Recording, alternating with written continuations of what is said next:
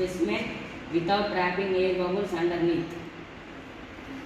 Use a tissue paper to remove excess water at the edges of the cover sheet and view the slide under a compound microscope.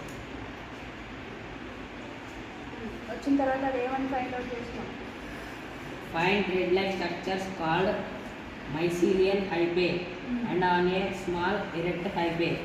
Knob-like structures called sporangia are seen. Each sporangium contains hundreds of minute spores.